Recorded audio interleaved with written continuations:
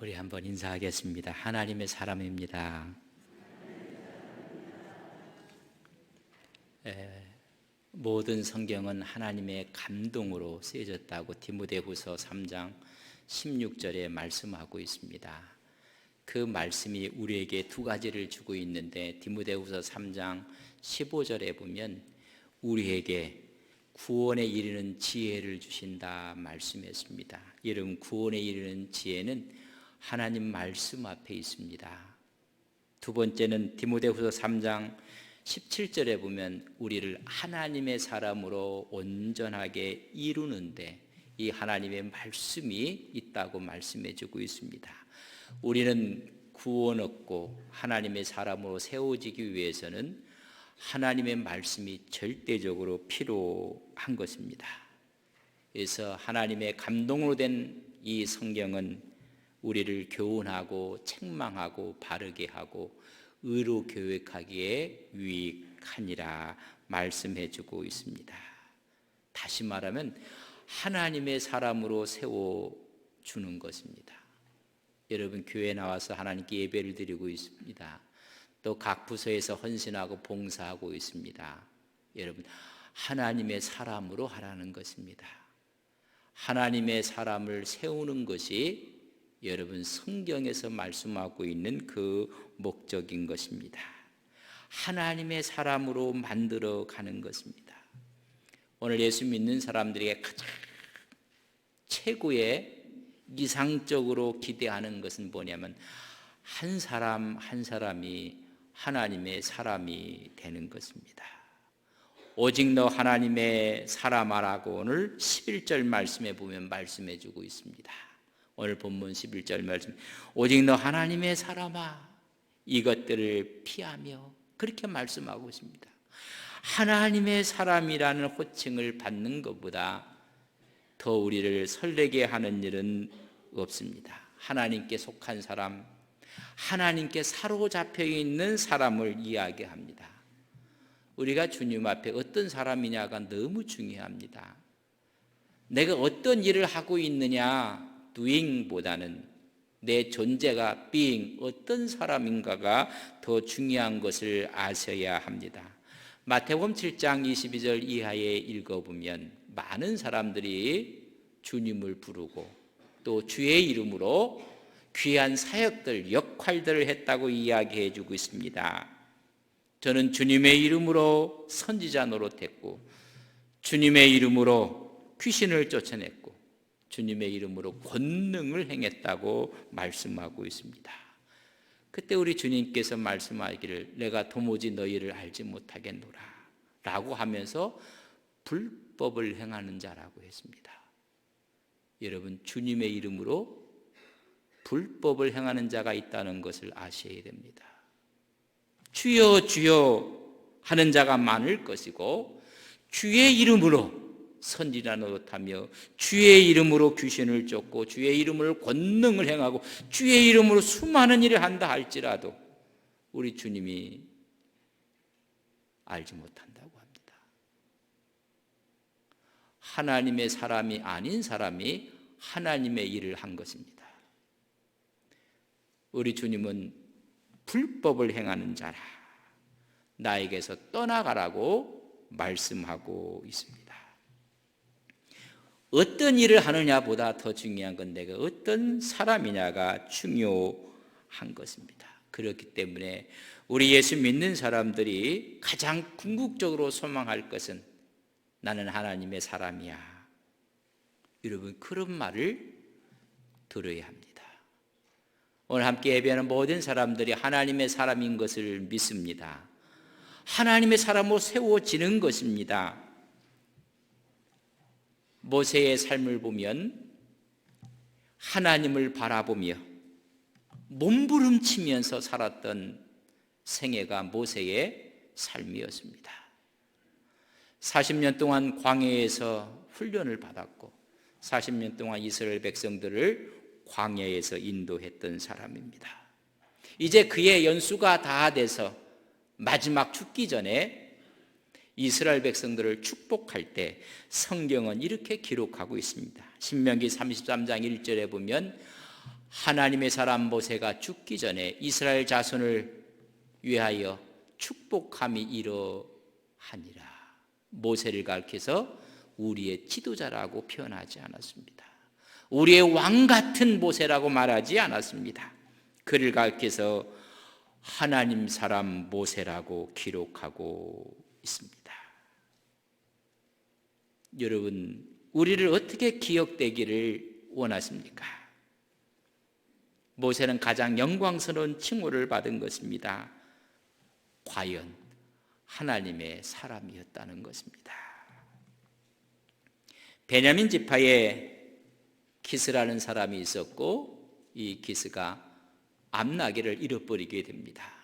자기 아들 사울에게 잃어버린 암나귀를 찾아오라고 이야기를 합니다. 사울은 암나귀를 찾으러 나갔다가 아무리 찾아보아도 찾을 수가 없었습니다.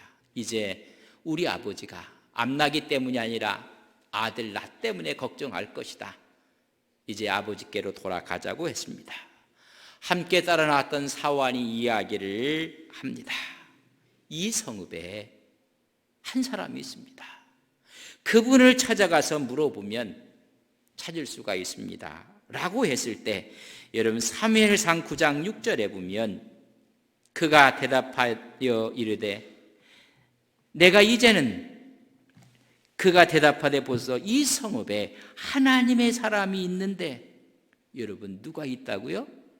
하나님의 사람이 있다고 말씀해 주고 있습니다.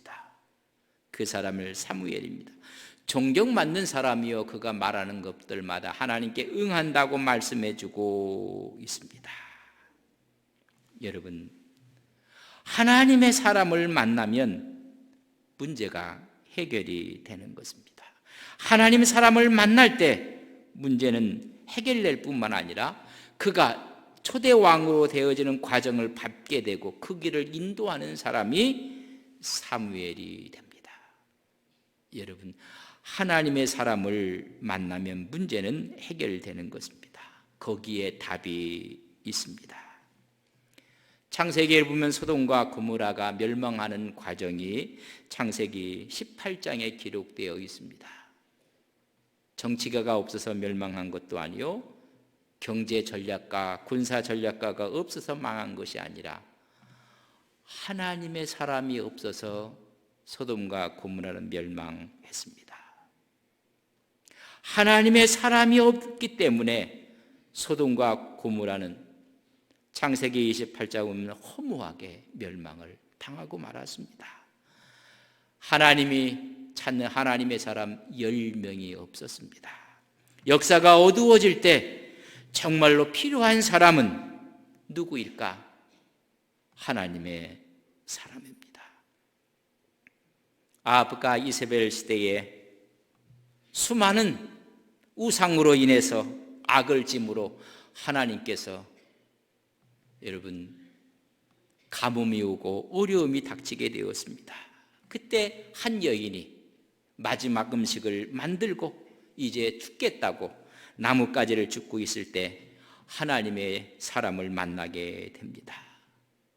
근데 그 엘리야가 먼저 나에게 물을 좀 먹을 떡을 요구하고 있습니다.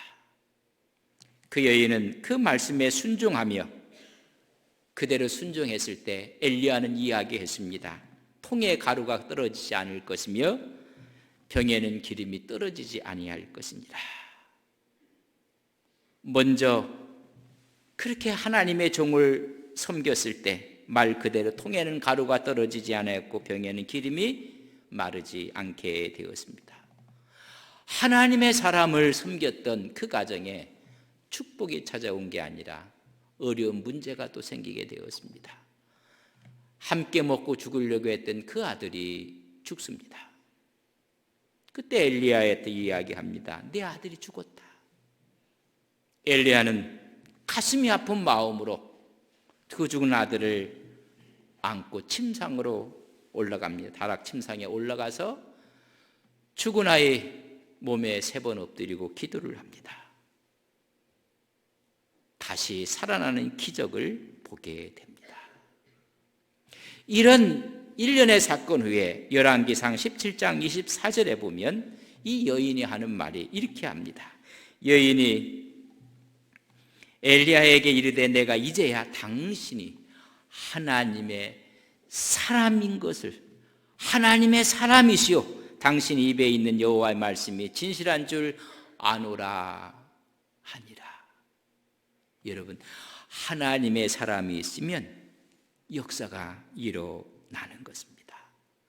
정말 필요한 것은 우리가 하나님의 사람을 만나는 것이고 우리가 하나님의 사람이 되어야 된다는 것을 말씀해 주고 있습니다. 훗날 이스라엘이 멸망하고 남유다가 멸망하고 바벨론으로 잡혀간 포로들이 70년 만에 돌아오게 됩니다. 여러분, 돌아와서 무너진 성전을 다시 세웁니다. 우리는 그것을 수룹바벨 성전이라고 합니다. 성전이 다 세워지면서 감사와 찬양을 했을 때 그들은 이렇게 기록을 하고 있습니다. 느헤미야 12장 24절에 보면 이렇게 말씀합니다. 내 족속의 지도자들은 하사바와 세레바와 감미엘의 아들 예수아라. 그들은 그들의 형제의 맞은편에 있어 하나님의 사람 다윗의 명령한 대로 순서를 따라 주를 찬양하고 감사했다고 말해주고 있습니다. 누가 명한 것입니까? 하나님의 사람 다윗이었다고 말씀해주고 있습니다. 다윗의 후손들이었습니다. 자기의 종사항을 기억할 때 성군 다윗이 아니었습니다. 대왕 다윗이 아니었습니다. 하나님 사람 다윗이었습니다. 우리는 하나님 앞에서 하나님의 사람으로 살아야 됩니다. 교인들은 정말 우리 목사님은 하나님의 사람이야. 우리 교회 장로님들은 정말 하나님의 사람이야. 우리 권사님들이 집사님들을 가르쳐서 정말 하나님의 사람이라고 이야기한다는 것만큼 우리를 설레게 하는 것이 없습니다. 바로 우리가 듣고 싶어한 표현이 있다면 너는 하나님의 사람이야. 목사가 목회를 하고 장로님들이 교회를 도우며 여러 가지 일들을 감당하고 우리 집사님들이 권사님이 교회를 섬기면서 그분은 하나님의 사람이었어. 나는 그 말보다 우리를 설레게 하는 것이 없습니다. 우리 다시 한번 옆사람에게 하나님의 사람입니다 한번 하겠습니다. 오늘 살고 있는 시대는 무한 경쟁 시대에 살고 있습니다.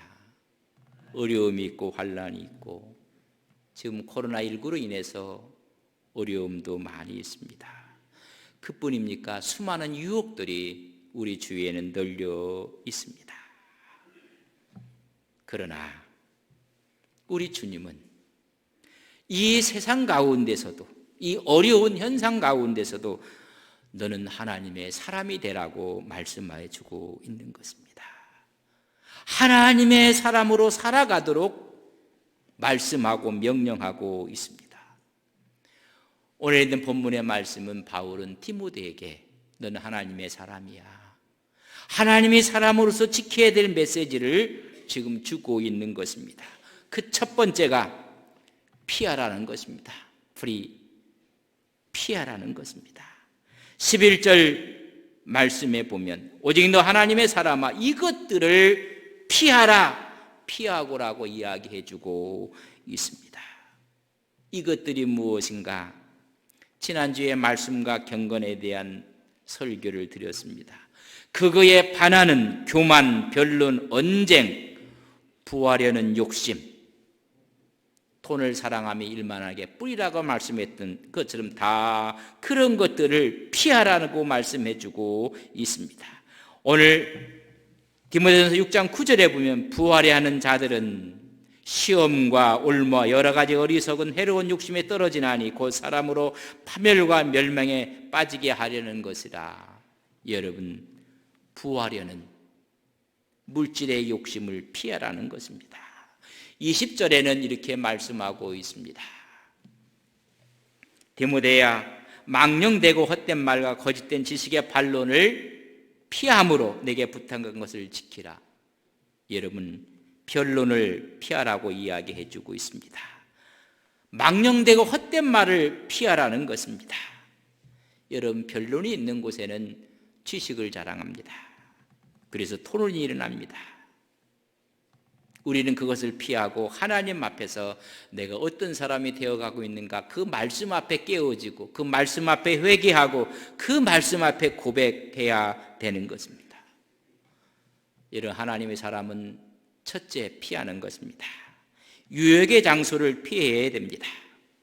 마귀가 교묘한 방법으로 우리를 유혹할 때 피해야 됩니다. 요셉은 포디발의 아내의 유혹을 피했습니다. 어차피 팔려온 신세, 노예 신세였습니다. 오히려 이런 기회를 통해서 어려움을 극복하려고 하지 않았습니다. 이 상황을 잘만 이용하면 이젠 걱정이 없겠지. 아닙니다. 요셉은 그 자리를 피했습니다. 다윗은 자기가 왕이 될 수 있는 기회를 몇 번이나 피했는지 모릅니다. 사울을 죽일 수 있는 기회를 얻었습니다. 얼마든지 자기의 정당성을 주장할 수 있는 자리였습니다. 그러나 하나님이 기뻐하지 않는 방법이 있기 때문에 다윗은 피하고 또 피했습니다. 하나님의 영광과 명예를 위해서라면 물러서지 않고 싸워야 됩니다. 다윗은 골리앗을 피하지 않았습니다. 하나님의 영광을 위해서 싸웠습니다. 그러나 그 자리에 있는 것, 그 일을 하는 것이 하나님께 영광이 되지 않는다면 피하라고 말씀해 주고 있는 것입니다. 그래도 우리가 하나님 앞에 깨끗해지는 것입니다. 하나님 앞에 쓰임받는 비결이 무엇인지 아십니까? 디모데후서 2장 이하 읽어보면 큰 집에는 금그릇, 은그릇, 나무로 만든 그릇, 질그릇이 많이 있다고 했습니다. 여러분, 쓰임받는 그릇은 깨끗한 그릇입니다. 하나님께서 귀하게 쓰시는 그릇은 거룩한 그릇입니다. 절대로 하나님이 쓰지 못하는 그릇이 있다면 더러워진 그릇입니다.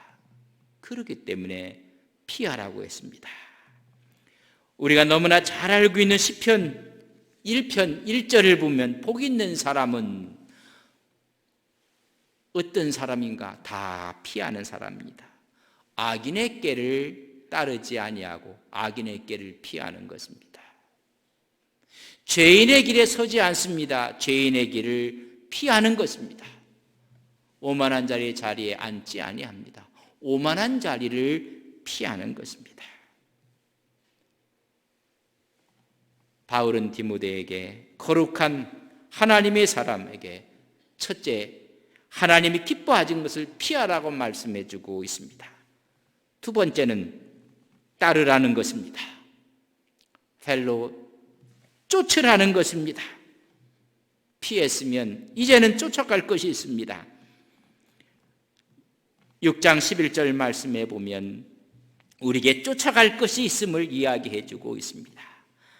오직 너 하나님의 사람아, 이것들을 피하고 의와 경건과 믿음과 사랑과 인내와 온유를 따르며, 세 번역에서는 이것을 쫓아가라고 했습니다. 추구하라는 것입니다. 이제 피했으면 따라갈 것은 의와 경건이라는 것입니다. 의는 하나님과의 관계성을 말하는 것입니다. 우리가 처음 예수님을 믿게 되면 하나님 앞에 의로운 사람이라. 이 의로운 사람이 하나님을 닮아가도록 앞으로 나가는 것이 바로 그것이 경건입니다. 하나님을 닮아가는 인격, 하나님과의 관계를 따라가라는 것입니다. 믿음과 사랑을 따르라는 것입니다. 의가 없으면 경건이 있을 수 없습니다. 여러분, 믿음이 없으면 사랑이 있을 수가 없습니다. 오늘 우리 자신에게 있어야 될 특성을 말해주고 있습니다. 성실하고 신뢰할 만한 사람으로 갖추어지는 덕목인 믿음과 희생적인 사랑을 따르라고 말씀해주고 있습니다. 인내와 온유를 따르라는 것입니다. 인생이 살다 보면 여러 가지 상황과 여건과 관계된 일들이 있습니다. 그때 사람 앞에서는 인내하라는 것입니다. 그 인내함으로 말미암아 우리 마음속에 온유함이 드러나게 하라는 것입니다. 인내 없이는 온유함이 있을 수가 없습니다. 온유는 약한 것이 아니라 강한 것이었는데 잘 길들여졌다는 이야기입니다. 하나님의 사람답게 절제하는 것입니다. 첫째는 피했고 두 번째는 따르라는 것입니다. 하나님을 향해서 의와 경건을 따라가야 됩니다. 자신과 이웃의 관계 속에서는 믿음과 사랑을 추구해야 됩니다. 우리가 둘러싼 환경에 대해서는 인내와 온유를 쫓아가야 합니다. 인생이 살다 보면 정말로 답답하고 가슴 아프고 억울한 일을 당할 때가 있습니다. 손해볼 때가 있습니다. 그때 하나님의 사람은 어떤 사람인가? 여러분, 하나님의 눈빛은 누구를 지금 보고 있는가를 생각해 보셔야 됩니다. 손해받은 사실보다는 그 사람이 어떻게 하나님께 반응하느냐를 하나님은 보시고 있습니다. 요셉 형들에게 당합니다. 그리고 모함도 받게 됩니다. 그 손해에 하나님은 관심을 두는 것이 아니라 그리할 때 어떻게 반응하는가를 하나님은 보고 있는 것입니다. 다윗도 마찬가지입니다. 욥도 마찬가지입니다. 하나님의 관심은 아픔과 손해본 이 사실보다는 그 상황 가운데 어떻게 반응하고 있는가를 하나님은 보고 계시는 것입니다. 그렇기 때문에 그것은 손해가 아니라 오히려 또 다른 하나님의 축복인 것입니다. 훗날 형들이 팔았던 요셉을 만나게 되었을 때 형님들이 저를 판 것이 아닙니다. 하나님이 형님들보다 먼저 나를 이곳으로 보내주신 것입니다. 하나님이 그런 사람을 쓰시며 하나님의 사람이라고 이야기를 하는 것입니다. 여러분, 두 번째는 그 길을 따라가고 세 번째는 싸우라는 것입니다. 파이트하라고 이야기해주고 있습니다. 12절에 보면 믿음의 선한 싸움을 싸우라는 것입니다. 우리가 싸울 싸움은 여러분 믿음의 선한 싸움인 것을 아셔야 합니다. 모두가 하나님의 선한 싸움이 아닌 싸움을 하기 때문에 모두가 상처를 입을 수밖에 없습니다. 이 말씀은 바울이 디모데에게 한 이야기입니다. 그렇다면 바울은 정말 선한 싸움을 싸워왔는가? 그런 디모데후서 4장 6절 7절에 이렇게 고백하고 있습니다. 전제와 같이 내가 벌써 부어지고 나의 떠날 시각이 가까웠도다. 마지막에 가까웠을 때 나는 선한 싸움을 싸우고 나의 달려갈 길을 마치고 하나님 말씀을 지켰다고, 믿음을 지켰다고 이야기해 주고 있습니다. 이런 선한 싸움을 싸우라고 이야기해 주고 있는 것입니다. 사단에 대해서 죄와 더불어 싸우라는 것입니다. 하나님이 기뻐하시는 선한 일을 기꺼이 행할 때 우리는 믿음의 선한 싸움이라고 이야기합니다. 18절 6장에 보면 선을 행하고 선한 사업을 많이 하고 나누어 주기를 좋아하며 너그러운 자가 되게 하라고 말씀해 주고 있습니다. 크리스찬들이 선한 일을 위해서 앞다투어 먼저 하기 위해서 싸우라는 것입니다. 하나님께서 우리에게 맡겨준 재능들이 있습니다. 여러분, 그런 탤런트들이 있고 달란트를 받은 것처럼 받은 재물들이 있습니다. 이걸 갖고 얼마나 많이 벌었는가, 얼마나 많이 가지고 있는가에는 하나님은 관심이 없습니다. 하나님이 주신 걸 갖고 어떻게 사용하였는가, 어떻게 살아왔는가, 바로 이것이 선한 싸움의 모습을 보여달라는 것입니다. 그래서 하나님이 기뻐하시는 선한 싸움을 싸우라고 디모데에게 말합니다. 선하다는 이야기는 착하다는 뜻은 아닙니다. 선한 싸움은 하나님이 기뻐하시는 싸움을 하라는 것입니다. 우리가 잘못 오해하고 있는 성경도 하나 있습니다.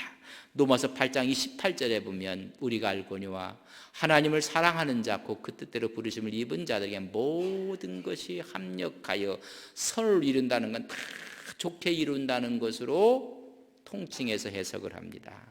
아니에요. 아무리 좋게 이루어도 하나님 기뻐하지 않으면 그건 선이 아닙니다. 여기서 합력하여 선을 이룬다는 건 하나님이 기뻐하시는 방법으로 되어진다는 것입니다. 오히려 가진 것 때문에 하나님을 떠나면 그건 선은 아닙니다. 모든 걸 다 잃었는데 하나님이 영광을 드높인다면 스데반의 마지막 모습이 하나님을 기뻐하시는 방법으로 하나님이 받으시는 모습인 것을 아셔야 합니다. 이제 네 번째는 취하라고 합니다. 우리가 취할 것이 뭔가? 12절 말씀에 보면 믿음의 선한 싸움을 싸우라, 영생을 취하라고 말씀해 주고 있습니다. 영생을 잡으라는 것입니다. 견고하게 붙들고 이 영생을 누리고 오히려 테이크하고 홀드하고 그 상태를 유지시키라는 것입니다. 여러분, 취하라는 얘기는 즐기라는 것입니다. 생명을, 영생을 즐기는 것입니다. 예수 믿는 사람이 예수님의 영원한 생명을 소유했습니다. 그 소유한 것을 여러분 누려야 되는데 구원받고도 이 세상을 살아가는 것이 너무 처량하게 살고 발버둥치도록 살아가는 사람이 있다면 여러분 건 취한 것이 아닙니다. 예수를 믿음으로 말미암아 그 영생을 즐기며 사는 것입니다. 아무리 어려워도 내 소망은 여기가 아닙니다. 내 소망은 저곳 천국입니다. 그걸 붙잡고 홀딩하는 사람입니다. 저 천국에 내 소망이 있음을, 영생이 있음을 깨닫기 때문에 이 세상 살아갈 때 발버둥치지 않습니다. 그래서 넉넉하고 여유가 있고 기쁨이 있고 감사가 있습니다. 하나님이 기뻐하신 일이라면 기꺼이 하나님을 위해서 내 것을 내려놓고 그 영생을 즐기는 것입니다. 다섯 번째, 마지막에는 지키라는 것입니다. 키파라고 이야기해주고 있습니다. 14절에 보면 우리 주 예수 그리스도께서 나타날 때까지 흠도 없고 책망할 것도 없이 이 명령을 지키라, 지키라고 말씀해주고 있습니다. 오늘 표현을 보면 흠도 없고 책망할 것도 없는 상태, 여러분 이 상태를 표현할 때 쓰는 분이 있습니다. 우리 주님이십니다. 흠도 없고 티도 없고 점도 없고, 우리 예수님의 인격을 설명할 때 쓰는 표현의 단어들입니다. 우리가 이 지킨다는 것은 내 생명과 소망 되신 그분 예수님을, 흠도 없고 티도 없고 책망받을 수 있는 그분을 우리가 살아 드린다는 이야기입니다. 예수 그리스도를 닮아감을 보여주는 것입니다. 왜? 이 말씀을 지키면서 해야 되는 동기가 무엇입니까? 흠없고 책망할 것이 없는 삶의 모범을 보여주신 우리 주님의 인격을 담기 위해서입니다. 그럼 언제까지 지켜야 됩니까?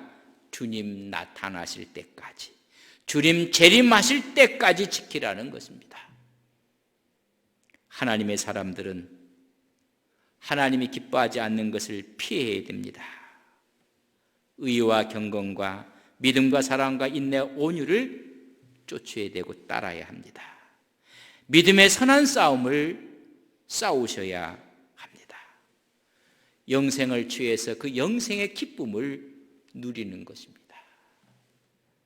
풍성한 그리스도의 삶을 누리는 것입니다.